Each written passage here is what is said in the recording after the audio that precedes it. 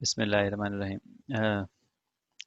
आज हमारा जो टॉपिक है बेसिकली ऑब्जेक्ट ओरिएंटेड प्रोग्रामिंग का, यूं कह लें कि मोस्ट इम्पॉर्टेंट पिलर। खैर मोस्ट इम्पॉर्टेंट शायद नहीं, लेकिन बहरहाल वेरी इंपॉर्टेंट पिलर, पॉलीमॉर्फिज्म। ठीक है, देखते हैं हम क्या क्या पढ़ेंगे। तो पॉलीमॉर्फिज्म के बारे में जानेंगे। डायनेमिक बाइंडिंग क्या होती है, static binding versus dynamic binding. Type casting हमने एक दफ़ा इस्तेमाल किया है अपने पिछले इंट्रो टू कंप्यूटिंग में शायद। उसके बारे में थोड़ा सा पढ़ेंगे। इंस्टेंस ऑफ एक ऑब्जेक्ट क्लास का एक मेथड इम्प्लीमेंट करना सीखेंगे, और फिर एक कलेक्शन क्लास। तो लेट्स सी। सबसे पहले पॉलीमॉर्फिज्म। पॉलीमॉर्फिज्म, पॉली कहते हैं जी मल्टी मैनी को, यानी कि लैटिन लैटिन वर्ड है ये। ठीक है। मॉर्फ कहते हैं फेस को, शक्ल। तो मल्टी फेसेस, मैनी फेसेस। ठीक है। किसी एक चीज़ की अगर एक से ज़्यादा शक्ल हो उसको हम कहते हैं पॉलीमॉर्फ। ठीक है। तो ऑब्जेक्ट ओरिएंटेड प्रोग्रामिंग में हमारे ऑब्जेक्ट का रेफरेंस जो है वो अगर एक से ज़्यादा शक्ल ले तो हम उसको कहते हैं दैट इज़ पॉलीमॉर्फिज्म। हमने ये पिछले लेक्चर्स में देखा था, पढ़ा था कि जी जो सब क्लास का जो एक इंस्टेंस होता है वो सुपर क्लास का इंस्टेंस भी होता है। ठीक है। A duck is always a bird as well. ठीक है। यानी कि जो जो जो हमारी सब क्लास होती है, जो नीचे वाली क्लास इनहेरिटेड क्लास होती है, वो अपने पेरेंट क्लास के भी यानी कि वो पेरेंट क्लास भी होती है, यानी कि पेरेंट क्लास की भी सारे फीचर्स उसमें होते हैं, सारी चीज़ें होती हैं। अच्छा, रिवर्स ट्रू नहीं है। N instance of super class may not be an instance of particular sub class. ठीक है। यानी कि बर्ड जो है, अगर एक बर्ड का वो हमारे पास रेफरेंस है, तो एक बर्ड या परिंदा जो है वो ज़रूरी नहीं है कि हमेशा वो डक ही हो, बतख ही हो। ठीक है। एक बर्ड जो है पिजन भी हो सकता है। एक डक बर्ड जो है वो ऑस्ट्रिच या पीकॉक या कोई और परिंदा भी हो सकता है। ठीक है। तो सारे परिंदे कबूतर या बतख नहीं होते, लेकिन सारे बतख या सारे कबूतर जो हैं वो परिंदे होते हैं। ठीक है। तो ये जो पॉइंट है, इसकी वजह से फिर होता क्या है, या यूं कह लेंगे हम सबसे पहले बल्कि ये देखते हैं कि हमारा जब ऑब्जेक्ट इनिशियलाइज या स्टार्ट होता है, हम क्रिएट करते हैं, तो होता क्या है। वही मेमोरी मॉडल जो हम हमेशा देखते रहे हैं। अगर यहाँ पर देखें, अगर अ, हमारे पास मेमोरी हो और हमारे पास इस तरह की कोई कमांड अगर एग्जीक्यूट हो। ठीक है। कि a bird is equal to new duck. ठीक है। अगर हम इसको करें तो क्या होगा। हमने पिछले लेक्चर में देखा था कि सबसे पहले जैसे ही हम किसी डक को इनिशलाइज करते हैं, क्रिएट करते हैं, तो उसका कंस्ट्रक्टर कॉल होता है, और उसके कंस्ट्रक्टर के पहले लाइन के एग्जीक्यूट होने से पहले उसका जो पेरेंट होता है उसका कंस्ट्रक्टर कॉल होता है। ठीक है। तो मेमोरी में सबसे पहले जो सुपर क्लास है उसके लिए जगह रिजर्व हो जाती है। मिसाल के तौर पर फर्ज कर लेते हैं इतनी जगह उसको चाहिए थी। ठीक है। उसके बाद जब वो सारा काम हो जाता है, उसके बाद ये चाइल्ड का भी वो हो जाता है। तो अगर हमारे पास एक वेरिएबल है, ये वाला बर्ड। ठीक है, ये वाला वेरिएबल अगर एक बर्ड है, तो प्रैक्टिकली स्पीकिंग बर्ड जो अब वो पॉइंट कर रहा है वो यहाँ पॉइंट कर रहा है, और पहले उसका बर्ड का डेटा मौजूद है। ठीक है। और दूसरे नंबर पर चाइल्ड क्लास का डेटा मौजूद है। तो इनहेरिटेंस में जब हम ये हमने दो की एग्जांपल ली ना, कि एक बर्ड है और उसका एक इनहेरिटेड ऑब्जेक्ट है, फर्ज किया जो भी है, डक है यहाँ पर। ठीक है। अगर फर्ज किया हमारा जो इनहेरिटेंस है वो फर्ज किया 1 2 3 4, यानी कि क्लास नंबर 1 जो है से क्लास नंबर 2 इनहेरिट हो रही है, क्लास नंबर 2 से क्लास नंबर 3 हो रही है, क्लास नंबर 3 से क्लास नंबर 4 हो रही है। फ़र्ज़ किया ये चार क्लासें, ये चौथी ये जो क्लास है ये इस तरह इनहेरिट हो रही हैं एक दूसरे से। ठीक है, और हम इसका ऑब्जेक्ट जब क्रिएट करेंगे तो हमने क्या कहा था कि सबसे पहले इसके न्यू होने से पहले, यानी कि कंस्ट्रक्टर कॉल होने से पहले इसका कंस्ट्रक्टर कॉल होगा, इसकी कंस्ट्रक्टर की पहली लाइन कॉल होने से पहले इसका कॉल होगा, इसके इसका पहले लाइन से पहले ये होगा। जब ये क्रिएट हो जाएगा तो ये क्रिएट होगा, ये क्रिएट हो जाएगा तो ये हो जाएगा, ये हो जाएगा तो फिर उसके बाद ये होगा। ठीक है, तो मेमोरी में इसी तरह, यानी कि इससे भी पहले कोई चीज़ और उससे भी पहले कोई चीज़ एंड सो ऑन, इस तरह करके कंस्ट्रक्ट होता है। तो इसको, इससे हमें क्या पता चलता है?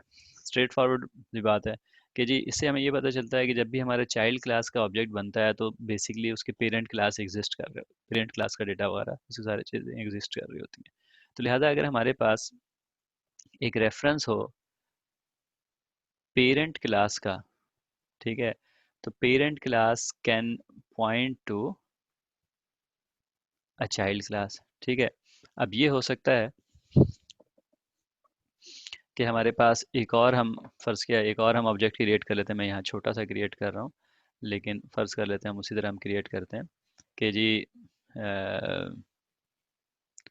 बर्ड, ठीक है, और बर्ड के बाद पिजन। ठीक है, तो ये जो सेम हमारे पास वेरिएबल है, फ़र्ज़ किया बर्ड, ठीक है, ये यहाँ भी पॉइंट कर सकता है और ये यहाँ भी पॉइंट कर सकता है। क्यों? क्योंकि यहाँ पर भी पहले बर्ड वाला है, ठीक है, उसके बाद पिजन वाला है, यहाँ पर पहले बर्ड वाला है डेटा और यहाँ पर डक वाला है। ठीक है, तो इसका मतलब क्या हुआ है कि बर्ड जो है वो दोनों जगह पॉइंट कर सकता है। जाहिर सी बात है बर्ड के पास इसकी इंफॉर्मेशन नहीं होगी, इसी तरह बर्ड के पास इस लेवल पर इसकी इंफॉर्मेशन नहीं होगी, लेकिन वो इतना तो कर सकता है ना। ठीक है, इतना तो कर सकता है। ठीक है, इसको हम क्या कहते हैं कि अगर हम ये अगर ये कर सकता है, इसका मतलब है कि इस लाइन के ऊपर डक आया तो किसी और लाइन के ऊपर हम लिख सकते हैं bird is equal to new, या फिर ये वाला पिजन हम उसको असाइन कर दें। ठीक है, यानी कि सेम वेरिएबल को वहां हमने बर्ड असाइन किया, डक असाइन किया, यहाँ हम पिजन असाइन कर दें। इस चीज़ को कि एक वेरिएबल हमारा मल्टीपल शेप ले सकता है प्रोग्राम के दौरान, इसको हम कहते हैं पॉलीमॉर्फिज्म, यानी कि मैनी फेसेस।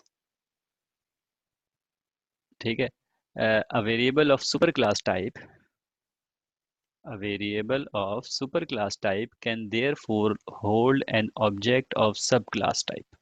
ठीक है, तो ये ऑब्जेक्ट है सब क्लास टाइप का, फर्ज किया डक का है, यहाँ जो मैंने बनाया था वो फर्ज किया था पिजन का, तो वो उसको कर सकता है, होल्ड कर सकता है। ठीक है, इसको हम कहते हैं सब, यानी कि पोलीमॉर्फिज्म। और ये वाला पॉइंट भी अभी हमने देखा कि मेथड डिफाइंड इन सब class only is not visible using. अगर यहाँ पर एक मेथड डिफाइन है, ठीक है, जो कि यानी कि जैसे यहाँ पर है ना, यहाँ पर देखें ये बर्ड क्लास है, इसके अंदर गेट कलर है, ये डक है, इसके अंदर भी गेट कलर है, लेकिन इसके अंदर एक और मेथड डिफाइंड है, फर्ज कर लेते हैं उसका नाम एम है, ऐसे ही नाम रख लेते हैं एक एम। ठीक है, तो इसका मतलब क्या है कि एम जो है वो फर्ज कर लेते हैं यहाँ डिफाइंड है। तो ये जो हमने सुपर क्लास का, यानी कि बर्ड का जो रेफरेंस हमने यहाँ पॉइंट करवाया था, उसको इस एम का तो नहीं पता होगा, क्योंकि अगर वो बर्ड यानी कि सुपर क्लास का रेफरेंस है, तो सुपर क्लास के रेफरेंस के पास तो इन्फॉर्मेशन मौजूद नहीं है कि उसके बच्चों के पास क्या क्या चीज़ें हैं। मिसाल के तौर पर बच्चों के पास अगर कोई एक्स्ट्रा चीज़ है, ठीक है ना, ये तो हो सकता है बच्चों के पास उसके अपने लिहाज से जो यहाँ से चीज़ आ रही है वो यहाँ पर रिपीट हो रही हो, तो ये तो हो सकता है उसको पता हो। ठीक है, क्यों? क्योंकि उसको पता है कि इस वाली चीज़ को कैसे कॉल करना है, अपनी क्लास के बारे में उसको पता है, लेकिन उसको बच्चों के अंदर, जो सिर्फ बच्चों के अंदर डिफाइंड है, वो उसको नहीं रेफर कर सकता। तो बहरहाल पोलीमॉर्फिज्म क्या चीज़ है? पोलीमॉर्फिज्म ये है कि हमारे पास सुपर टाइप का जो रेफरेंस है उससे उसकी मदद से हम मल्टीपल ऑब्जेक्ट्स को, जो कि उसके चाइल्ड क्लासेस के ऑब्जेक्ट्स हों, चाहे जितने मर्जी चाइल्ड क्लासेस के ऑब्जेक्ट हों, एक चाइल्ड क्लास का होना ज़रूरी नहीं है, उन सारों को पॉइंट कर सकते हैं। उसका फ़ायदा वगैरह भी हम देखते रहेंगे आगे। अब देखें, ये लाइन तो हो गई सही है हमारी ऊपर वाली। ठीक है, bird is equal to new duck हो सकता है क्योंकि a bird a duck is a bird, तो लिहाजा अगर डक एक बर्ड है तो हम बर्ड को असाइन कर सकते हैं। ठीक है, न्यू करके डक हमने क्रिएट किया, और डक डक जो है वो चूंकि बर्ड है तो हम बर्ड को असाइन कर देते हैं। लेकिन ये जो है थोड़ा सा डब्बा गलत बन गया, लेकिन बर्ड जो है, ये वाली लाइन जो है, ठीक है, क्या हम डक को असाइन कर सकते हैं?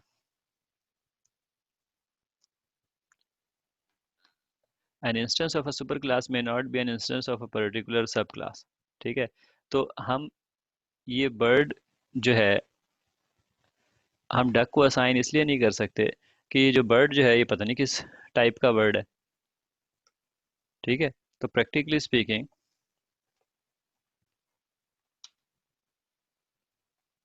ये नहीं हो सकता।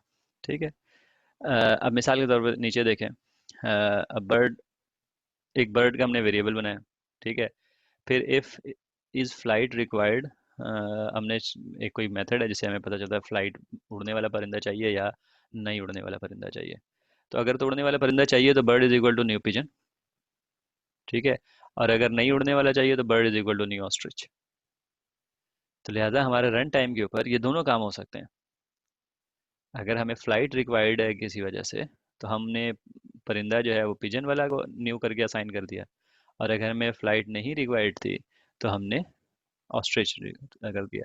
तो उसके बाद अगर हम ये आउटपुट डालेंगे, तो अ बर्ड कैन फ्लाई, यानी कि चूँकि फ़्लाइट रिक्वायर्ड है, तो बर्ड, यानी कि इधर उसका नाम आएगा मिसाल के तौर पर पिजन। ठीक है, तो पिजन कैन फ्लाई।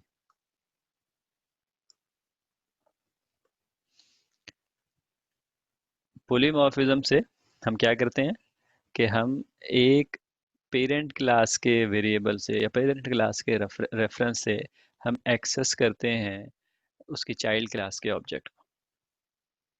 ठीक है, इसका इस्तेमाल अब अभी हम देखते जाएंगे। साथ में डायनेमिक बाइंडिंग के बारे में जानते हैं, जो कि बेसिकली इसके इस्तेमाल को ही वाजे करने के लिए। अच्छा, अब हमने ये शुरू में पढ़ा था कि जी बाइंडिंग क्या होती है। हमने एक मुख्तसरन जो है ना ये थोड़ा सा पढ़ा था, मिसाल के तौर पर स्टैटिक बाइंडिंग क्या होती है।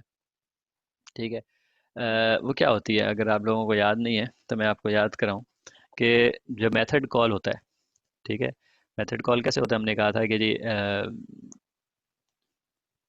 अगर आपको इस तरह की डायग्राम याद है, ठीक है, हम किसी जगह पर कोड एग्जीक्यूट कर रहे होते हैं। ठीक है, किसी जगह पर कोड एग्जीक्यूट कर रहे होते हैं, वहाँ पर एक मेथड आता है, मेथड कॉल आता है। तो मेथड कॉल जो आता है तो हम कोड एग्जीक्यूट वहाँ से करना शुरू कर देते हैं। तो जो मेथड कॉल होता है, ये हमारा, हमने कहा था कि ये स्टैटिक बाइंडिंग होती है। स्टैटिक बाइंडिंग क्यों होती है?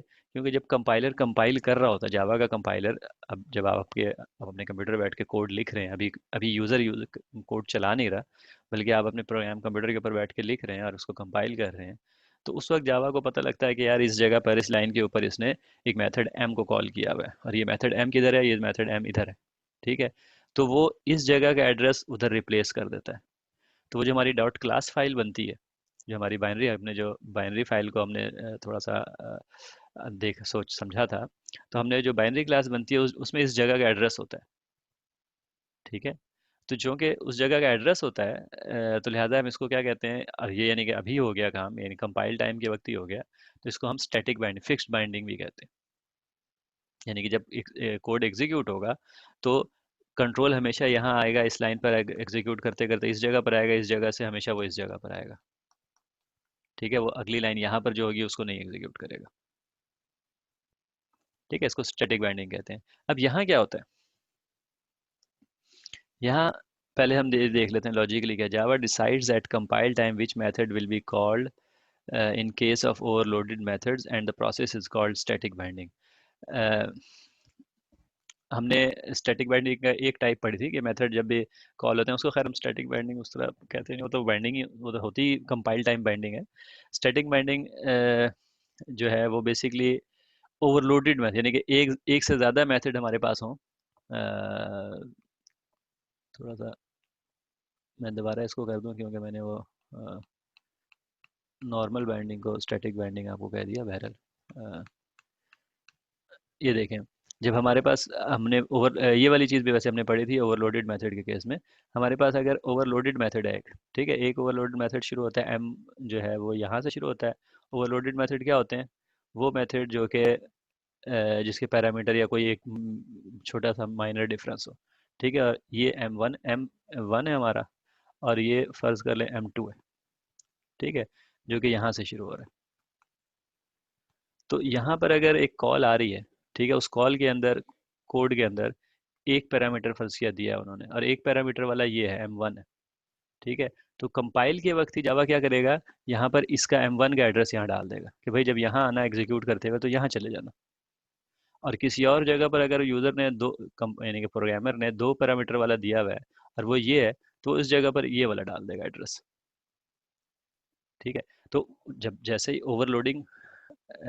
ओवरलोडेड मेथड का डिसीजन भी कंपाइल टाइम के ऊपर होता है, क्योंकि जिस कोड को आप, जिस मेथड को आप एग्जीक्यूट कर रहे होते हैं, उसका ही उसका उसमें रेफरेंस आता है, ठीक है। तो इसको हम स्टैटिक बाइंडिंग कहते हैं। खैर ये जो ओरिजिनल एग्जांपल थी कि सिंपल नॉन ओवरलोडेड मेथड, उसके केस के लिए भी ट्रू है ऑफ कोर्स, वो भी, उसको भी हम स्टैटिक बाइंडिंग कह सकते हैं। और ओवरलोडेड मेथड जितने भी होते हैं जिसमें पैरामीटर्स का डिफरेंस होता है, द पॉइंट इज कि जी ये डिसीजन जो है कि जी कंट्रोल कहाँ पर जाएगा या एग्जीक्यूशन किसकी होगी, ये कंपाइलेशन के वक्त हो जाता है। जब हम कोड से, सोर्स कोड से डॉट क्लास फाइल बनाते हैं, बाइनरी फाइल बनाते हैं, तो उस वक्त हो जाता है, ठीक है। लेकिन अगर ये डिसीजन जो है वो पोस्टपोन हो जाए, when decision of which method will be invoked happens by Java at runtime, then it is called dynamic binding, ठीक है। अब अगर तो ये वाला जो डिसीजन है ये पोस्टपोन हो जाए और ये रन टाइम पे चला जाए, यहाँ पर मैंने, हाँ, ये एग्जांपल दी हुई है कि जी, चूंकि ये डायरेक्ट एग्जांपल है तो मैं आपको पिछले वाला वो उधर कोड था ना उसका वो मैं दिखाता हूँ। इस लाइन में यहाँ पर क्या होगा, यहाँ पर देखें, bird is equal to null. अब कोड में पिजन असाइन हो रहा है बर्ड को या ऑस्ट्रिच बर्ड को असाइन हो रहा है, दोनों में से कोई एक बर्ड को असाइन होगा। और जब हम प्रिंट एलन करेंगे तो या तो पिजन के कोड में जाएगा ये वाला जो लाइन है ये वाली, इसमें बर्ड का डॉट टू स्ट्रिंग कॉल होगा। याद है ना, टू स्ट्रिंग कॉल होता है जब भी स्ट्रिंग के साथ कॉन्केटिनेट होता है। तो वो टू स्ट्रिंग कहाँ से आएगा, वो टू स्ट्रिंग पिजन की क्लास में से आएगा कि ऑस्ट्रिच की क्लास में से आएगा, ठीक है। यहाँ जावा जो है वो फैसला नहीं कर सकता। क्यों? क्योंकि ये तो डिपेंड करेगा इस एरो के रिजल्ट पर कि इज फ्लाइट रिक्वायर्ड। ये अगर ट्रू है तो यहाँ पर कोड आना चाहिए पिजन के अंदर से टू स्ट्रिंग का आना चाहिए, और अगर ये फॉल्स है तो फिर ऑस्ट्रिच के अंदर से आना चाहिए, ठीक है। तो अब ये क्या हो सकता है, ये सिर्फ और सिर्फ रन टाइम पे फैसला हो सकता है ना। रन टाइम पे जब इस फ्लाइट रिक्वायर्ड की वैल्यू अगर ट्रू है तो इसका मतलब है कि जब जो है ना बर्ड का जो ये वाला कोड है टू स्ट्रिंग का, ये पिजन में से आना है, और अदरवाइज ये ऑस्ट्रिच में से आना है। तो इसको हम कहते हैं, ये डिसीजन चूंकि रन टाइम पर पोस्टपोन हो गया, तो इसको हम कहते हैं डायनेमिक बाइंडिंग। बाइंडिंग का मतलब कि जी किस किस एड्रेस को एग्जीक्यूट करना है, एग्जीक्यूशन को किस एड्रेस पर लेके जाना है। इस एग्जांपल में यही वाली चीज़ यहाँ पर, बर्ड डॉट गेट कलर जो है, अब गेट कलर तो यहाँ पर भी है, यहाँ पर भी है, यहाँ पर भी है, तो ये कौन सा एग्जीक्यूट होगा, ठीक है। ये वही वाला एग्जीक्यूट होगा जो यहाँ पर वो नहीं लिखा हुआ, लेकिन इससे कुछ लाइन पहले ये वाला बर्ड इनिशलाइज हुआ होगा, न्यू हुआ होगा, ठीक है। न्यू, अब न्यू जो भी हुआ होगा यहाँ पर, एक्स लिख देता हूँ मैं, वो अगर न्यू डक हुआ था तो डक वाला गेट कलर कॉल हो जाएगा, अगर वो वाइट डक हुआ था तो वाइट डक वाला कॉल हो जाएगा, ठीक है। इसको कहते हैं डायनेमिक बाइंडिंग। क्यों? जावा देखता है कि भाई ये इनिशियलाइज किस चीज़ से हुआ है, और मोस्ट स्पेसिफिक टाइप, जो भी मोस्ट स्पेसिफिक टाइप हो उसका वो मेथड कॉल कर लेता है। मिसाल के तौर पर ये देखें, हमारे पास क्लास वन है C1, वो इनहेरिट हुई है क्लास टू से, C2 से। क्लास C2 जो है इनहेरिट हुई है किसी C3 से, C3 जो है C4 से, C4 जो है C5 से, करते करते करते Cn-1 और फिर Cn। तो लिहाजा n क्लासेस हैं जो कि एक दूसरे से अगर इनहेरिट हुई हैं, ठीक है। तो अब फर्ज कर लेते हैं if O is an instance of C1, O is also an instance of, अच्छा फर्ज नहीं करते, ये वो है कि अगर अगर हमारे पास ओ जो है वो इंस्टेंस है, ठीक है, सॉरी एक सेकंड, मेरा ये स्क्रीन फिर ख़राब हो गई। इसको हम क्या, हाँ ठीक हो गया।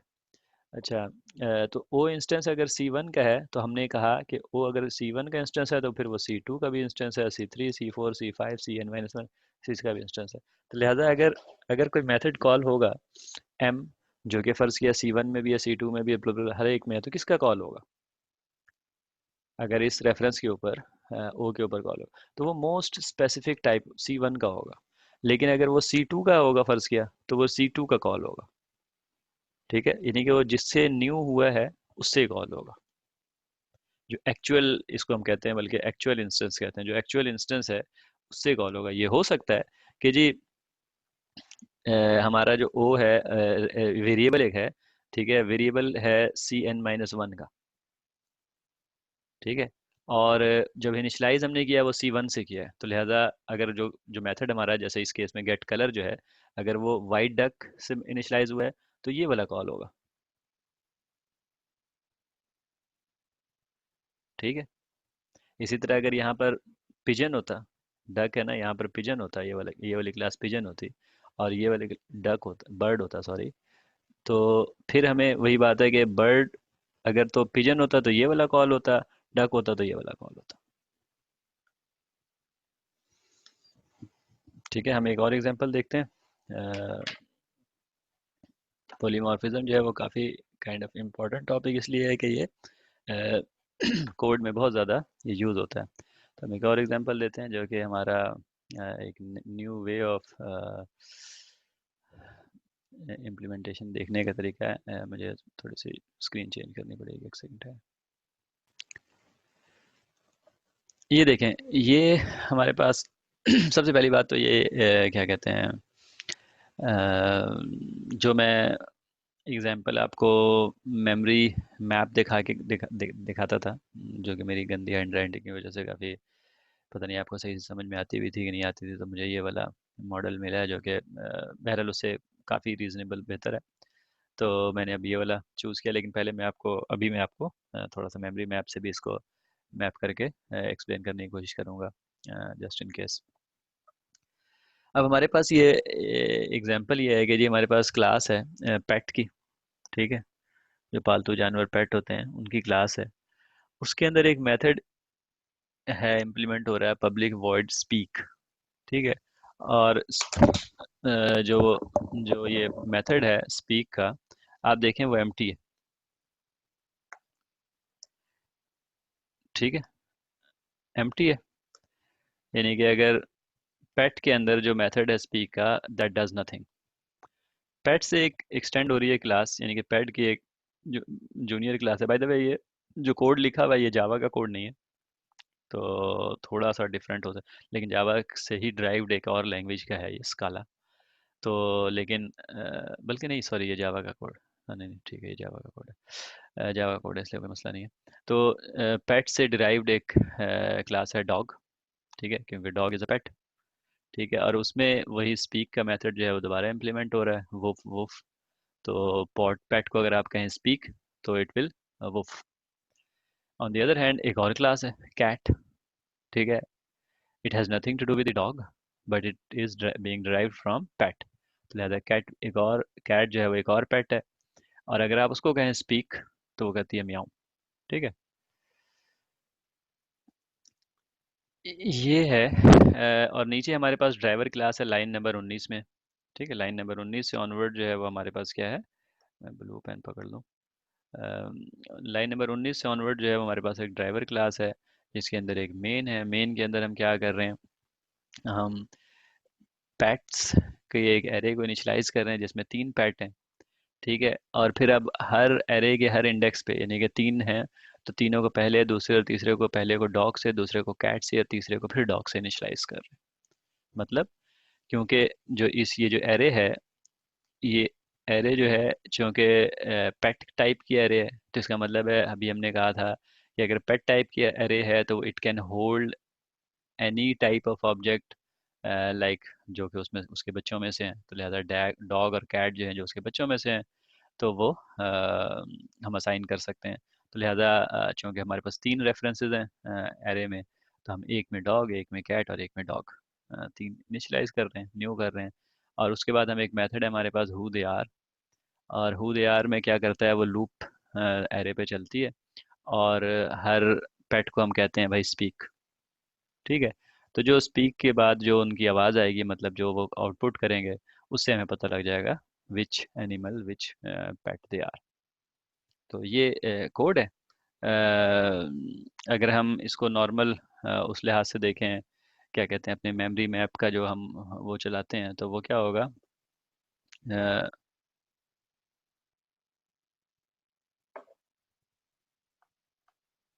उसी तरह मैं, ठीक है, अ, हमारा जब ये कोड एग्जीक्यूट होगा तो कोई कहीं पर एक पेट का वेरिएबल, माई पेट्स, माई पेट्स जो है, ठीक है, माई पेट्स का एक वेरिएबल इनिशलाइज होगा, और उसके अंदर ये कैपेसिटी होगी कि वो तीन पैट्स को यानी कि रेफरेंसेस स्टोर कर सके। फ़र्ज़ किया एक ये, दो ये, तीन ये, चार ये, ठीक है। और फिर जब ये न्यू होंगे लाइन नंबर 22, 23 और 24 में, सॉरी, चार मैंने क्यों कर दिया, तीन होंगे। अच्छा, तो जब वो 22, 23 और 24 लाइन के ऊपर न्यू करेंगे हम उन्हें, तो जब भी हम न्यू करेंगे, मिसाल के तौर पर यहाँ पर एक पेट की जगह हो गई, फिर ये, मैं पेन चेंज कर लेता हूँ, यहाँ पर यहाँ पर एक पेट की जगह बन गई, यहाँ पर एक पेट की जगह बन गई, यहाँ पर एक, जब हम न्यू करेंगे तो उनको मेमोरी में कहीं ना कहीं जगह मिलेगी। ठीक है। तो यहाँ वाला जो एड्रेस होगा वो यहाँ आ जाएगा, और यहाँ फर्ज कर लेते हैं यहाँ वाला जो इसमें आएगा हम वही लगा लेंगे, मैं इसको साथ साथ इसको करूँगा, करवाता रहूँगा। तो लेट्स सी, हम एक एक करके इसको एग्जीक्यूट करते हैं। पहली दफ़ा हमने क्लिक किया, तो ये लाइन नंबर 21 पे क्या कर रहा है कि एक वेरिएबल उसने बनाया माई पेट्स, ठीक है, and that variable is ready. मैं एक और दफ़ा क्लिक करता हूँ, अब माई पेट्स के आगे न्यू पेट है ना, तो वो न्यू रेफरेंस, ये वाला काम जो मैंने यहाँ पर किया है, ये वाला हो गया। ठीक है, ये वाला हो गया, उसमें तीन जगह बन गई, और तीनों में शुरू में एम्प्टी होगा, कुछ नहीं होगा। ठीक है, तीन तीन जगह बन गई। और अब यहाँ पर देखें, यानी कि माई पेट वेरिएबल का ये जो ब्लू बॉक्स है हमारा, ये ब्लू बॉक्स, ठीक है, ये ब्लू बॉक्स, अच्छा मैं मिटाऊंगा तो सभी मिट जाएगा, इसलिए मुझे है, ब्लू बॉक्स जो है हमारा माई पेट का वेरिएबल जो मैंने यहाँ पर बनाया है ना, क्या कहते हैं, ये चीज़ जो बनाई है, ये हमारा, ये वाला इन्होंने ब्लॉक बना दिया ब्लू कलर का। ठीक है। और उसमें तीन नल नल नल नज़र आ रहा है, वो हमारे ये 1, 2 और 3 जो हमने लिखा है, ये वो है कि उनके पास अभी तीन ब्लू ब्लॉक जो कि माई पेट्स का वेरिएबल है, उसका एड्रेस है 2, उसके पास तीन जगह मौजूद हैं खाली, जहाँ पर वो क्या रख सकता है, वो पेट का वेरिएबल रख सकता है, कोई पेट का इंस्टेंस रख सकता है। ठीक है। तो लेट्स मूव ऑन, हम अगला लाइन एग्जीक्यूट करते हैं। तो उस पर उसका रेफरेंस माई पॉइंट्स, माई पेट्स के ऊपर आईडी 2 जो है ना, वो रेफ इज इक्वल टू 2 का मतलब है कि माई पेट्स की वैल्यू 2 है। उसका एड्रेस मिल गया। अब अगले पर आ गया, अब वो पहला डब्बा जो है, वहाँ तीन खाली डब्बे हमारे पास हैं मौजूद, तो पहले डब्बे को इनिशियलाइज करेगा डॉग से। देखते हैं हम। सबसे पहले उसने क्या किया, अभी तो वो रेड तैयार कर रहा है। उसके बाद उसने क्या किया कि न्यू कर रहा है, जगह बना रहा है। ठीक है, न्यू पेट। हमारे केस में हमने ये जो रेड वाला, ये वाला डब्बा था, बटन बंद हो गया, एक सेकंड, ये वाला जो डब्बा था, हमने कहा था कि इस तरह मेमोरी इनिशलाइज होती है। तो ये देखें, वो इनिशलाइज इस उसने ब्लॉक की फॉर्म में करके दिया है। मैं अगले स्टेप पर जाता हूँ। तो जीरोथ इंडेक्स, यानी कि पहला इंडेक्स, ये वाला यहाँ उसने पॉइंट करवाया। ठीक है। अब वो क्या करेगा, creating a new dog object. ठीक है, रेडी हो गया वो। तो रेडी हो गया मतलब इस जगह का एड्रेस 5 था, इसका जैसे 2 था, इस तरह का इसका 5 था, तो लिहाजा वो इस जगह पर 5 सेव कर देगा। और यानी कि हमारे मेमोरी मैपिंग के केस में यहाँ हम 5 सेव कर देंगे, और वो इस जगह पर, ये जो ब्लू और बॉक्स था उसमें रेफ 5। ठीक है, यानी कि रेफ 5 मेमोरी के अंदर जो 5 वाला रेफरेंस था, जो कि एक्चुअली डॉग का ऑब्जेक्ट है, जो कि आप साइड में देख रहे हैं, छोटा बॉक्स बन गया है, ठीक है, डॉग का। वो मेमोरी में हमने मेमोरी फुटप्रिंट यानी कि उस तरह का लिया था जैसा मेमोरी होती है, लेकिन इन लोगों ने वो लॉजिकल डायग्राम ली हुई है। और ये वाला पॉइंट मैं बताना भूल गया, ये वाला जो डब्बा है, ये बेसिकली दिखा रहा है क्या कहते हैं इस चीज़ को, क्लास लोडिंग को, कि जब शुरू में जब प्रोग्राम लोड हुआ होगा, ये जो लेफ्ट पे हमारा प्रोग्राम लिखा हुआ है, तो इस तरह लोड हुआ होगा ना कि ये जो मेथड पेट का, ये पेट का, ये डॉग का, ये कैट का जो कोड है वो लोड हुआ, ये वो क्लास लोड हुई, उसके अंदर ये सारा कोड है। ठीक है, तो ये जो हमारा मेमोरी में किसी जगह पर क्लास लोड प्रोग्राम लोड होता है, किसी जगह पर उसका, जब हम उनको न्यू करते हैं, इनिशलाइज करते हैं, तो उसका डेटा लोड होता है। ठीक है, हम इस जगह पर आ गए थे, हमारा न्यू डॉग हो चुका है, डॉग का ऑब्जेक्ट बन गया, वो अगली लाइन पर आ जाएगा। ठीक है, लाइन नंबर 23 पर आ गया। तो लाइन नंबर 23 पर अब वो कैट का उसी तरह करेगा, यानी कि क्या करेगा, यहाँ पर एक छोटा डब्बा कैट का बनाएगा, और वो छोटे डब्बे का एड्रेस यहाँ, सॉरी यहाँ पर नहीं, अ,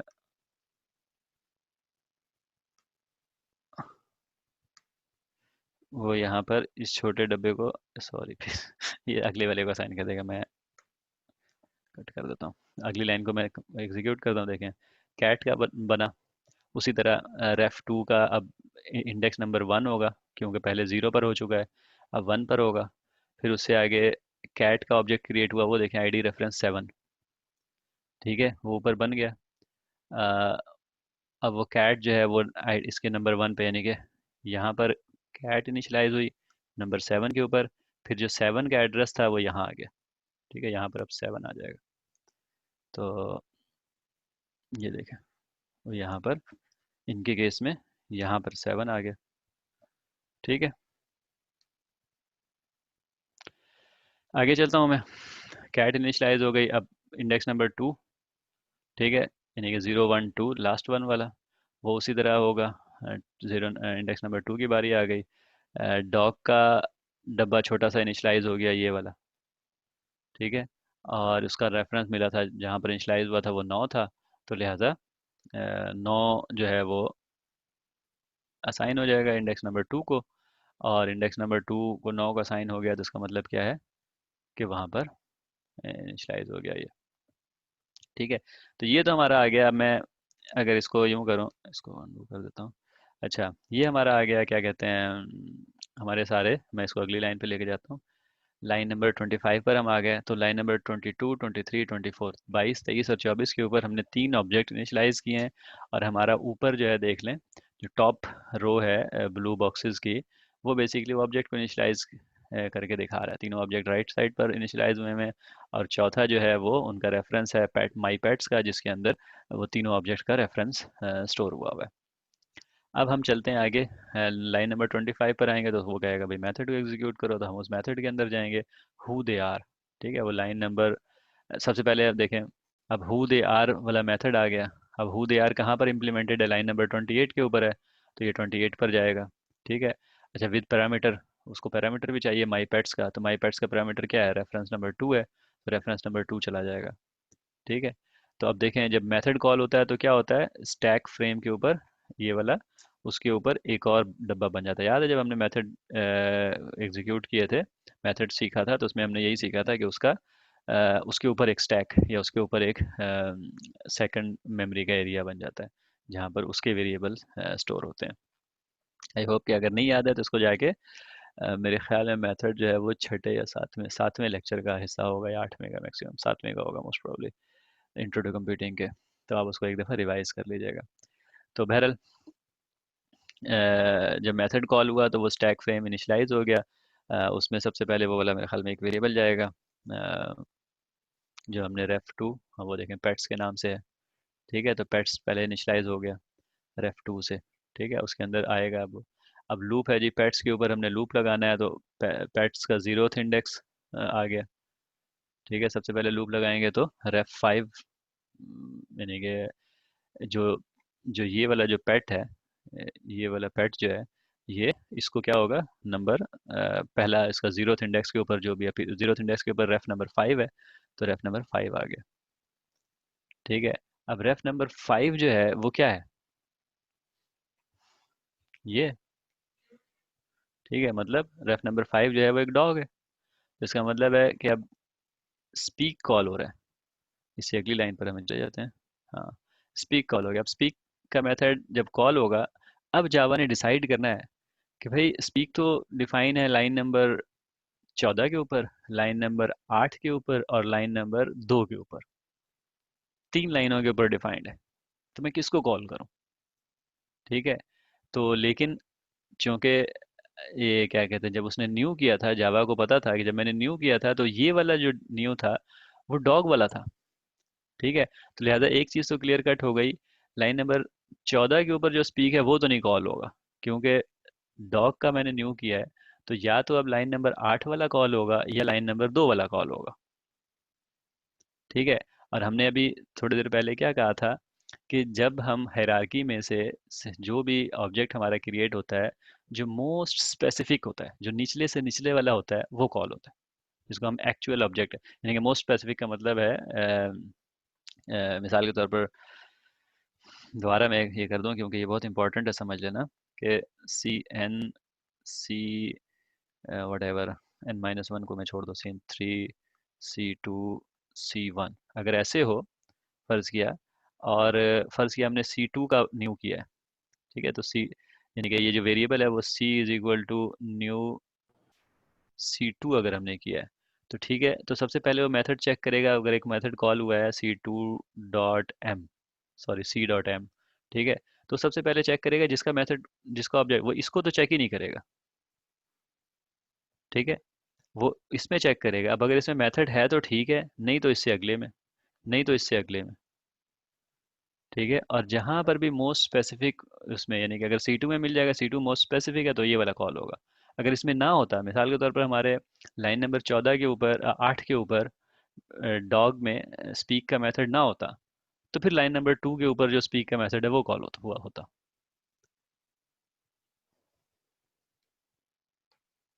ठीक है। तो लिहाजा अब कौन सा कॉल होगा? लाइन नंबर 8 के ऊपर जो वो है, देखें रेफरेंस नंबर 5 आ गया उसके अंदर। ठीक है। रेफरेंस नंबर 5 का स्पीक जो है वो यहाँ से भाग कर यहाँ से आया है, जो कि बेसिकली लाइन नंबर 2 का है। तो मैं इसको अगर क्लिक करूंगा तो ये जाएगा भी उधर, सॉरी लाइन नंबर 8 का है। ठीक है। तो लाइन नंबर 8 पे पहुंच गया। और अच्छा, जब लाइन नंबर 8 पे पहुंच गया तो वो भी एक और मेथड है। तो आप देख रहे हैं एक और फ्रेम यहाँ पर, सॉरी पेन, एक और फ्रेम आ गया। ठीक है, क्योंकि एक और मेथड में जितने मेथड में घुसता जाता है उतने फ्रेम मेमोरी के वो आते जाते हैं। ठीक है। अगला लाइन एग्जीक्यूट करते हैं, जो लिहाजा system out dot print L N woof woof. ठीक है। तो डॉग की स्पीक का मेथड कॉल हो गया, वो अब system dot print L N करने का ये तरीका है। ठीक है। तो वो एग्जीक्यूट हुआ, जब ये लाइन ख़त्म होगी तो वो वाला फ्रेम ख़त्म हो गया। ठीक है। जब ये वाली लाइन ख़त्म हुई तो ये वाला फ्रेम ख़त्म हो गया। नीचे आएगा और लूप में अगला चलेगा। अब अगला देखें, अगली दफ़ा जब ये आएगा यहाँ पर, तो ये क्या है? ये रेफरेंस है जी ID 7 का। ठीक है। तो अभी देखें, आई रेफरेंस 7 आ गया। 7 जो है वो कैट है, तो कैट डॉट स्पीक आ गया। और कैट डॉट स्पीक का मतलब है लाइन नंबर 14। अब लिहाजा फ्रेम उधर चला गया, लाइन नंबर 14 के ऊपर कैट की म्याऊं आएगी। ठीक है। और मेथड ख़त्म हो गया, वापस आ गया। और ये तीसरी दफ़ा जब आएगा तो फिर वो डॉग होगा, लेकिन रेफरेंस नंबर 9 होगा। तो मैं इसको अब तेज़ी तेज़ी से कर रहा हूँ, लेकिन ठीक है, लाइन नंबर 8 पे चला गया क्योंकि अब डॉग का इंस्टेंस था। ठीक है। और ये आखिरकार वो ख़त्म होगा, तो ये अब लूप में आ गया, दोबारा इस वाले मेथड के अंदर आया है। यहाँ पर हमारा 3 ऑब्जेक्ट थे इसके अंदर, इस एरे के अंदर। वो तीनों के तीनों स्पीक हो चुके हैं, यानी कि वो लूप हो चुका है, इटरेट हो चुका है। तो ये अब ख़त्म हो जाएगा। ठीक है, ख़त्म हो गया। जब ये ख़त्म होगा तो ये वाला स्टैक फ्रेम दोबारा ख़त्म हो गया, मेन पर आ गया। वो भी उसकी आखिरी लाइन थी, वो भी ख़त्म हो जाएगा। और ये प्रोग्राम ख़त्म हो गया। ये आई होप के ये विजुअल थोड़ा ज़्यादा है। मुझे अब आई विल ट्राई कि जी जहाँ पर जहाँ जहाँ मैं इनको इस्तेमाल कर सकूँ इसको इस्तेमाल करूँगा। इससे आपको कॉन्सेप्चुअली समझने में ज़्यादा आसान होगा। ये हमारी विंडो थी आउटपुट की, कि प्रोग्राम जब एग्जीक्यूट होता है तो वो कैसे होता है। अगर यहाँ पर वैसे कोई दूसरे जो कॉम्प्लेक्स प्रोग्राम है वो जब हम एग्जीक्यूट करेंगे, हम दोबारा इसको आगे प्रैक्टिस करेंगे तो इंशाल्लाह आपको इसका ज़्यादा क्लैरिटी आएगी। अभी अगर कोई क्वेश्चन है तो आप मुझसे पूछ सकते हैं, नहीं तो लेट्स गो बैक।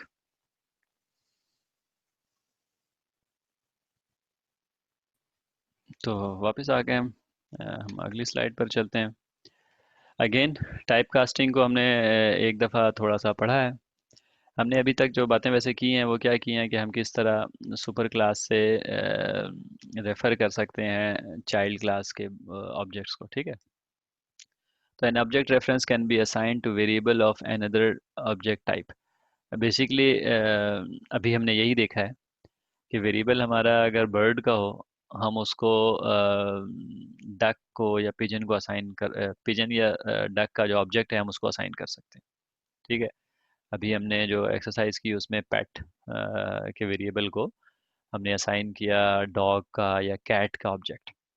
तो हम एक टाइप के ऑब्जेक्ट को किसी दूसरे टाइप के ऑब्जेक्ट के वेरिएबल से को असाइन कर तो सकते हैं, ठीक है। और आपको याद होगा प्रिमिटिव टाइप में भी हमने कास्टिंग की थी। हमने कहा था कि अगर एक वेरिएबल जो है लॉन्ग है, ठीक है, और एक वेरिएबल हमारे पास इंट है, तो हम इंटीजर को लॉन्ग से टाइप कर सकते हैं और लॉन्ग को इंटीजर से कर सकते हैं, ठीक है। ऑल वी नीड टू, जब हम कास्ट करते हैं यानी कि हमारे पास कोई वेरिएबल है, लॉन्ग है, फर्ज किया लॉन्ग होता है 64 बिट्स का, ठीक है। तो अगर तो उसमें जो नंबर स्टोर्ड है वो 32 बिट का या उससे छोटा है, ठीक है, 32 बिट का या उससे छोटा है, तो इसका मतलब है कि लॉन्ग वेरिएबल जो है वो इंट में भी आ सकता था, ऐसा ही है ना। तो अगर हम चाहें तो उस वेरिएबल को टाइप कास्ट कर सकते हैं। हम कैसे टाइप कास्ट करते थे? हम वेरिएबल के पीछे इंट लगा देते थे, ऐसे करते थे ना। तो इसका मतलब क्या होता था, हम कंपाइलर को बता रहे हैं कि यार इट्स ओके, ये जो नंबर है ना ये छोटा है, क्योंकि अदरवाइज कंपाइलर जो है वो तो जावा जो है वो तो कर देगा। लेकिन अगर एक नंबर इंट में आ ही नहीं सकता, वो इतना बड़ा नंबर है जो कि 32 बिट में स्टोर ही नहीं हो सकता, वो लॉन्ग में यानी कि 33 बिट में या 33 से लेके 64 बिट में किसी साइज में स्टोर होता है वो, ठीक है। तो प्रैक्टिकली अगर हम उसको कास्ट करेंगे इंट में तो एरर आ जाएगा। एरर इस सेंस में आ जाएगा कि उसमें सही वैल्यू नहीं जाएगी। तो लिहाजा हम क्या करते थे, हम कंपाइ जब कोड लिखते थे तो उस वक्त हमें अगर पता हो गया यार ये लॉन्ग तो है लेकिन हमें पता है कि ये छोटा ही नंबर होगा, यानी कि 32 बिट से छोटा ही होगा, तो अगर हमें ये पता हो तो हम उसको कास्ट कर लेते हैं इंटीजर से ऑन आवर ओन रिस्क, ठीक है। रिस्क का मतलब ये है कि जी अगर वो बड़ा होगा तो जाहिर सी बात है हमारा प्रोग्राम खराब हो जाएगा। तो ये हम प्रिमिटिव टाइप की कास्टिंग हम करते रहे हैं, ठीक है। लेकिन इनहेरिटेंस जो है उसकी मदद से उसमें हमें क्या पता लग गई ये बात कि हम नॉन प्रिमिटिव की भी शायद कर सकते हैं। अब मिसाल के तौर पे उसमें से एक टाइप क्या है, ये है ऊपर देखें bird is equal to new pigeon, यानी कि जब हम अगर हम ये काम करें, ठीक है, तो ये भी तो हम टाइप कास्टिंग ही कर रहे हैं ना। हम पिजन को एक टाइप का ऑब्जेक्ट है उसको हम बर्ड को जो कि दूसरे टाइप का वेरिएबल है उसको असाइन कर रहे हैं, लेकिन इसमें कोई मसला नहीं है, ये हमें इनहेरिटेंस हमें अलाउ कर रहा है।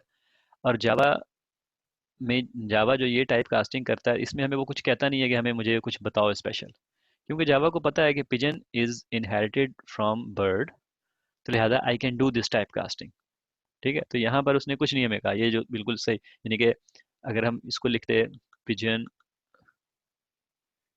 P is equal to new pigeon, ठीक है, ऐसे करके लिखते तो ये तो बिल्कुल सही होता ना। लेकिन अब इधर पिजन की जगह हमने बर्ड लिख दिया है और जावा ने फिर भी हमें कुछ नहीं कहा, क्योंकि उससे इनहेरिटेड है।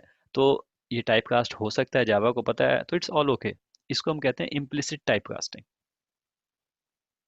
ठीक है। अब pigeon is also a bird, ठीक है, ये नोन है। So a variable of type bird can hold an object of type pigeon and this process is called implicit typecasting। तो लिहाजा आपको कुछ लिखना नहीं पड़ता और टाइप कास्टिंग हो जाती है। एक बच्चे का ऑब्जेक्ट जो है एक पेरेंट के वेरिएबल को असाइन हो जाता है। लेकिन अगर ये उल्टा हो, ये वाली चीज़ हो, ठीक है, अगर ये उल्टा हो, pigeon is equal to bird हो, यानी कि बच्चे का वेरिएबल जो है उसको पेरेंट का ऑब्जेक्ट असाइन हम कर रहे हो, तो क्या होता है? तो ये नहीं होता। क्यों? क्योंकि भाई वो बर्ड का जो ऑब्जेक्ट है, हो सकता है इससे पिछली लाइन में कहीं और पर bird is equal to new duck हुआ हो, तो वो पिजन हो ही ना, हम कैसे असाइन कर सकते हैं उसको? ठीक है, but all birds may not be pigeons, so a variable of type pigeon may not hold an object of type bird, so an explicit typecasting is needed if required. अब हम ये कह रहे हैं कि ये गलत है, वैसे हम लाइन को हमने कहा कह दिया गलत है, लेकिन ये सही हो सकता है। हम तो ये कह रहे हैं ना, हमें पता नहीं है कि ये बर्ड है क्या। अगर हमें ये पता लग जाए कि ये बर्ड क्या है, फिर ये हो सकता है। अगर हमें पता लग जाए कि ये बर्ड पिजन ही है, तो फिर हम ये इसको असाइन कर सकते हैं। ऐसे ही है ना?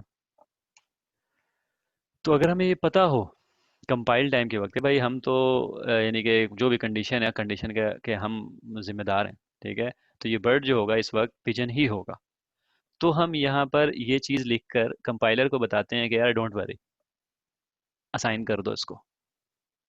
ठीक है, ये जो पेरेंथेसिस के अंदर, ब्रैकेट के अंदर हम पिजन लिखते हैं, ये हम कहते हैं, इसको हम कहते हैं एक्सप्लिसिट टाइप कास्टिंग, कि हम एक्सप्लिसिटली उसको बताते हैं कि यार हम जिम्मेदार हैं, तो उसको असाइन कर दे।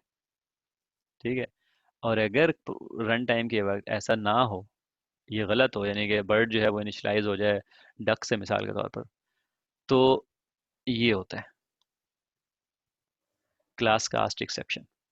ठीक है, तो एक रन टाइम के ऊपर एरर आएगा और आपका प्रोग्राम क्रैश कर जाएगा। तो लिहाजा ये एक्सप्लिसिट टाइप कास्टिंग जो है वो पॉसिबल है, आप कर सकते हैं, लेकिन you have to be responsible कि जी वो सही टाइप कास्टिंग हो। जैसे हमने कहा था कि 32 बिट का नंबर अगर लॉन्ग में सेव हुआ हुआ है, तो हम उसको कन्वर्ट करके इंट में डाल सकते हैं, लेकिन हमें पता होना चाहिए कि 32 बिट या उससे छोटा नंबर है। अगर वो उससे बड़ा नंबर होगा तो प्रोग्राम में एरर आ जाएगा, क्योंकि वो नंबर सही स्टोरी नहीं, पूरा स्टोरी नहीं होगा, वो नंबर कुछ का कुछ हो जाएगा। तो उसी तरह ऑब्जेक्ट भी, अगर बच्चे का पेरेंट का ऑब्जेक्ट हम बच्चे को असाइन कर रहे हैं, तो वी मस्ट बी श्योर कि वो जो बच्चे का ऑब्जेक्ट है वो एक्चुअली उसी, सॉरी, पेरेंट का जो ऑब्जेक्ट है वो एक्चुअली उसी बच्चे के ऑब्जेक्ट से इनिशियलाइज हुआ है। और उसका एक तरीका है, उसका एक तरीका जवाब देता है, वो है इंस्टेंस ऑफ। कि जी इंस्टेंस ऑफ का ऑपरेटर अगर आप चाहें तो आप यूज़ करके वेरीफाई कर सकते हैं कि यार ये वाकई उसका ऑब्जेक्ट है कि नहीं। ठीक है, तो अगर हम लिखें if bird instance of pigeon, तो ये चीज़ ट्रू होगी only if bird is instance of pigeon. ठीक है, तो अगर तो बर्ड होगा इंस्टेंस ऑफ पिजन, तो ये ट्रू होगा, और आप उसके बाद ये कर दें type casting, sorry, explicit type casting कर दें। ठीक है, तो इसका मतलब है कि to be on the safe side आप उसको चेक कर लें। उसका तरीका है इंस्टेंस ऑफ का। अगर आप इंस्टेंस ऑफ की मदद से उसको चेक कर लेंगे, तो you can assign it easily. यानी कि इजीली का मतलब है फिर आपको एरर अब नहीं आएगा। अगर फर्ज किया वो डक था या कोई और ऑब्जेक्ट था, तो फिर ये इफ़ जो है वो फॉल्स हो जाएगा और वो उसको असाइन नहीं होगा, और आप एल्स में, यहाँ एल्स लिख के उसमें अपनी मर्जी से जो भी कोड लिखना चाहेंगे जी, सॉरी फॉर ब्ला ब्ला ब्ला ब्ला, और प्रोग्राम को फिनिश कर लेंगे, वट एवर जो भी आपने करना है, ये आपकी प्रोग्राम की लॉजिक है।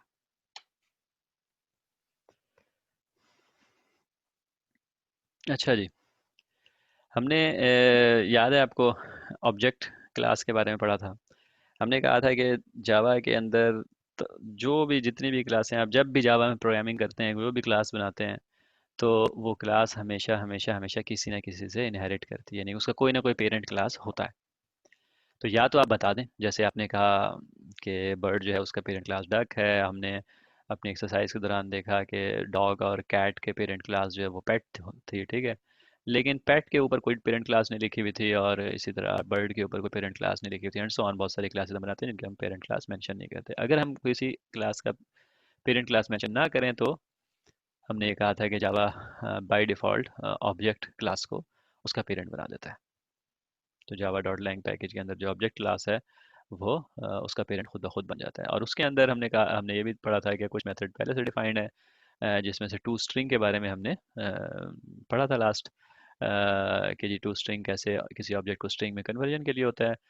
उसी तरह उस ऑब्जेक्ट में ऑब्जेक्ट क्लास में एक और मेथड मौजूद है इक्वल्स का। क्योंकि जो डबल इक्वल टू हमारा इक्वालिटी का ऑपरेटर है वो वैलिड है सिर्फ और सिर्फ प्रिमिटिव टाइप्स के लिए। यानी कि हम एक इंटीजर को इंटीजर से कंपेयर करना हो तो कर सकते हैं, फ्लोट को फ्लोट से करना हो, वट जो भी प्रिमिटिव टाइप्स हैं हम उनको कर सकते हैं। लेकिन ऑब्जेक्ट को कंपेयर करने के लिए, एक ऑब्जेक्ट को दूसरे ऑब्जेक्ट से कंपेयर करने के लिए उस ऑब्जेक्ट के बारे में नॉलेज होना चाहिए। ठीक है। अदरवाइज एक ही तरीका है ऑब्जेक्ट को कंपेयर करने का कि उनकी मेमोरी लोकेशन को कंपेयर कर लिया जाए कि ये ऑब्जेक्ट जो है ये जिस मेमोरी में पॉइंट कर रहा है ये दूसरा ऑब्जेक्ट भी उसी को पॉइंट कर रहा है। तो लिहाजा ये वाला जो एक ही तरीका है वो तो ऑब्जेक्ट ने अपने अंदर डिफाइन किया हुआ है। ये जो तरीका यहाँ पर डिफाइन है ये जावा की क्लास ऑब्जेक्ट के अंदर ये तरीका डिफाइंड है। अगर हम अपनी क्लास के अंदर जो भी हम क्लास बनाते हैं उसके अंदर ये इक्वल्स का ऑब्जेक्ट इक्वल्स का मेथड ना इम्प्लीमेंट करें तो क्या होगा, वो पेरेंट में अगर कभी ज़रूरत पड़ेगी तो पेरेंट में से कॉल हो जाएगा। ठीक है। जब भी हम ऑब्जेक्ट को हम अपने क्लास के ऑब्जेक्ट को कम इक्वल टू इक्वल के साथ हम कंपेयर करेंगे, ठीक है, तो और हमारे हमने कोई डिफाइन नहीं किया हुआ तो वो ऑब्जेक्ट की क्लास में चला जाएगा और वहाँ से वहाँ क्योंकि इम्प्लीमेंट हुआ हुआ है, तो वहाँ से इस्तेमाल कर लेगा। लेकिन वहाँ पर इस्तेमाल ये वाला होगा, this is equal to OBJ. तो वो दोनों का रेफरेंस, ये तो रेफरेंस है ना, दिस भी रेफरेंस है करंट क्लास और ओबीजे जो है वो भी रेफरेंस है।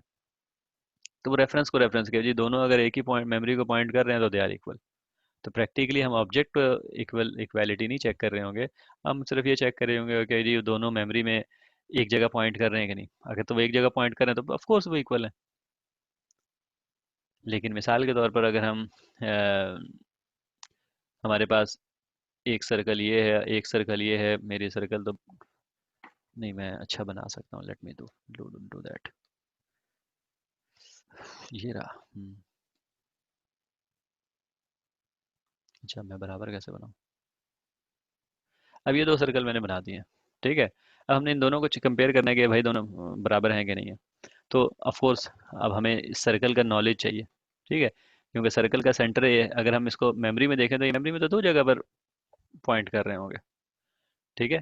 तो इसका मतलब है अगर हम ऑब्जेक्ट की ये वाली डेफिनेशन लेंगे तो ये वाला क्या कहते हैं, तो कभी भी इक्वल नहीं आएगा क्योंकि ये एक और ऑब्जेक्ट है वो एक और ऑब्जेक्ट है, लेफ्ट वाला और ऑब्जेक्ट है राइट वाला एक और ऑब्जेक्ट है।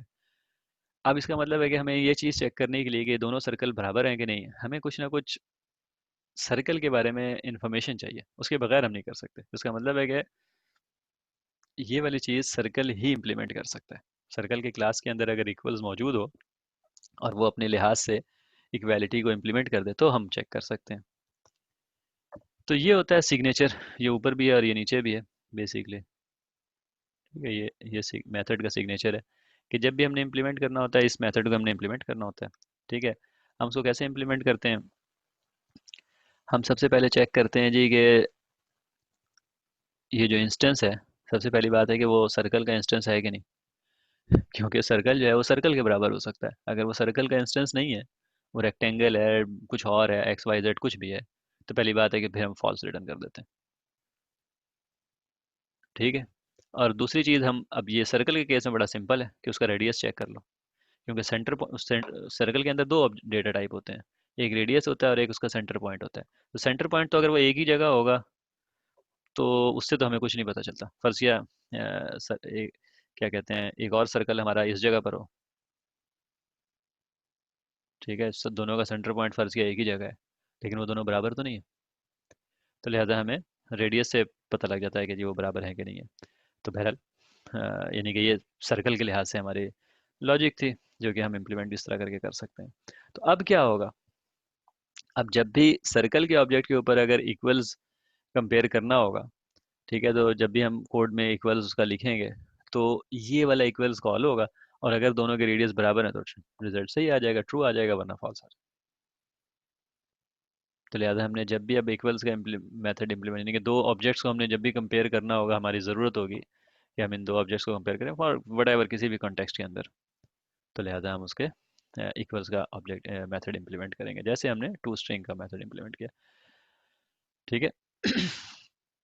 और जो यहाँ पर हमारे जो बिजनेस लॉजिक हम इसको कहते हैं कि जी जो अच्छा ये सर्कल मैंने पकड़ा हुआ है, तो जो भी हमारा लॉजिक होगी उस लॉजिक को हम यहाँ पर इम्प्लीमेंट करेंगे और उससे हमारा इक्वालिटी चीज़ यानी कि इम्प्लीमेंट हो जाएगी।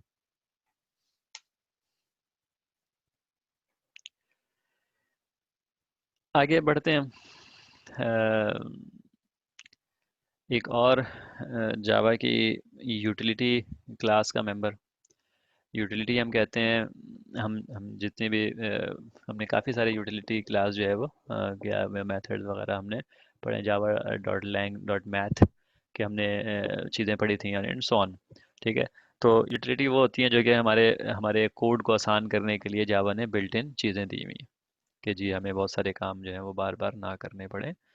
जावा ने वो बिल्ट इन तरीका वो दिया हुआ है। ठीक है। तो उसमें एक कलेक्शन नहीं बल्कि एक ग्रुप है कलेक्शन क्लासेस का। राइट साइड पे आप हायरार्की देख रहे हैं। ठीक है। इटरेबल, हम इसको जब हम जाएंगे क्या कहते हैं डेटा स्ट्रक्चर वाले इस पोर्शन में भी हम पढ़ेंगे, और हम क्या कहते हैं एडवांस प्रोग्रामिंग वाला पार्ट जो हम लेंगे तो उसमें भी हम इसको डिटेल से पढ़ेंगे। अभी हम अगर अब सिर्फ एक बर्ड आई व्यू डालें इस हायरार्की के ऊपर जो राइट साइड के ऊपर मौजूद है, तो जो जावा हमें देता है कलेक्शन, उसमें लिस्ट है, क्यूज हैं और सेट हैं। और लिस्ट की जो इम्प्लीमेंटेशन है उसमें array list, linked list, vector या स्टैक। और सेट जो है वो हैश सेट और लिंक्ड हैश सेट और इसी तरह क्यू के मुख्तलिफ इम्प्लीमेंटेशन ब्ला ब्ला है। ठीक है। अभी हम सिर्फ देखेंगे इसमें से लिस्ट की। लिस्ट क्या चीज़ होती है? आज इसका नाम से बल्कि वो हो गया लिस्ट होती है ये। ठीक है। और उसके यहाँ जो इम्प्लीमेंटेशन हम देख रहे हैं वो है एरे लिस्ट। तो हमने एरेज पढ़ी हुई है। ठीक है ना, वो जो स्क्वायर ब्रैकेट के जरिए हम वेरिएबल का रेफरेंस टाइप हम एक डिफाइन करते हैं, हमने एरेज पढ़ी हुई है। लेकिन हमने जब एरेज पढ़ा था तो हमने देखा था कि वो बड़े रिजिड किस्म के लिस्ट होती है। यानी कि अगर आपने 10 आइटम्स रखने हैं तो एक वेरिएबल बना दो जिसको 10 आइटम से इनिशियलाइज कर दो, और उसमें अब आप 10 आइटम ही रख सकते हैं, दैट्स इट। ठीक है। जो एरे लिस्ट है वो उसके मुकाबले में काफ़ी डायनेमिक लिस्ट है। डायनेमिक कैसे? कि जी आपने अगर 10 आइटम्स रखने हैं ड्यूरिंग द होल प्रोग्राम उसके अंदर, तो आपको शुरू से कुछ रिजिड कुछ करने की ज़रूरत नहीं है कि 10 से इनिशलाइज उसको कर दें, नहीं। आप उसे बस इनिशलाइज कर दें, उसको कुछ बताने की ज़रूरत नहीं है कि हम तुम्हें तो आपके अंदर कितना आइटम रखेंगे। अगर आपके पास शुरू में एक आइटम है तो एक रखें, 10 हो जाए तो 10 रख लें, 50 हो जाए तो 50 रख लें, 50 कर दें। तो वो डायनेमिकली ग्रो या श्रिंक होता जाता है। ठीक है। ये मोर ऑब्जेक्ट ओरिएंटेड है, मतलब ये है कि इसके अंदर जो मेथड्स वगैरह हैं ऐड का ये वो उसकी तरह दो बस एक दो मेथड ही सिर्फ नहीं है, बल्कि इसमें ऑब्जेक्ट ओरिएंटेड हम ऐड क्लियर ये वो इस तरह की मेथड रिमूव वगैरह हम इसमें, और इसके अलावा हम इनके दूसरे इंटरफेसेस से भी हम इनको वो कर सकते हैं, इंटरेक्ट भी करवा सकते हैं। ठीक है। सेफ एक्सेस है, यानी कि जैसे हमें हमें उसमें क्या आ जाता था कि अगर एक आइटम मौजूद ना हो या हमने 10 का आइटम डिफाइन किया, हम 11th को एक्सेस करने चले जाएं, तो वो array out of bound exception आ जाती थी, एरर आ जाता था। ठीक है। तो उसमें हमें we have to be sure कि जी जितनी हमने एरे इनिशियलाइज की है उतनी ही हमारे पास ऑब्जेक्ट हैं और उसी को हम एक्सेस करें, तो इस तरह के रिस्ट्रिक्शन है। तो एरे लिस्ट जो है is a very flexible implementation of a list. एक जी चीज़ जो इसमें काइंड ऑफ नई है वो है जेनेरिक।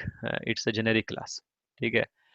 अब जेनेरिक क्लास क्या होते हैं ये भी पार्ट ऑफ एडवांस्ड डिस्कशन है, हम लाजमी पढ़ेंगे इंशाल्लाह उसको। लेकिन for the time being basically उसको लिखने का तरीका ये है। जो जेनेरिक जेनेरिक टाइप होती है उसमें बेसिकली हम करते क्या हैं कि ये जो क्या कहते हैं डायमंड, इसको कहते हैं लेस देन और ग्रेटर देन वाले जो ब्रैकेट हैं, इस ब्रैकेट के बीच में हम ऑब्जेक्ट का नाम लिख देते हैं जिसकी हमने लिस्ट बनानी है। एरे के अंदर हम तो एक हार्ड कोडेड बताते थे ना कि इस चीज़ की हमने लिस्ट बनानी है, तो ये भी उसी तरह ही है। हार्ड कोडेड तो खैर नहीं कहना चाहिए, लेकिन उसी तरह है कि जी हम आपने लिस्ट किस चीज़ यानी कि बर्ड की लिस्ट है, स्ट्रिंग की लिस्ट है, जो भी ऑब्जेक्ट की लिस्ट हो वो आप इधर इस तरह करके आप इसको बताते हैं। तो ये जेनेरिक को यूज़ करके एल लिस्ट की क्लास इंप्लीमेंट की गई है, क्योंकि ये एक ही क्लास यानी कि हर चीज़ के लिए आपको अलग बनाने की ज़रूरत नहीं है। आप एक एरे लिस्ट को डिफाइन कर सकते हैं कि जी ये बर्ड की है, और फिर उसमें बर्ड इस्तेमाल करना शुरू कर दें, यानी कि ऐड करना शुरू कर दें लिस्ट में। इसमें आप सर्च वगैरह भी कर सकते हैं। आपको एरे लिस्ट में आपको सॉरी एरे के एरेज के अंदर आपको खुद से सर्च करना पड़ता था, इसमें आप सर्च का मेथड इस्तेमाल कर सकते हैं।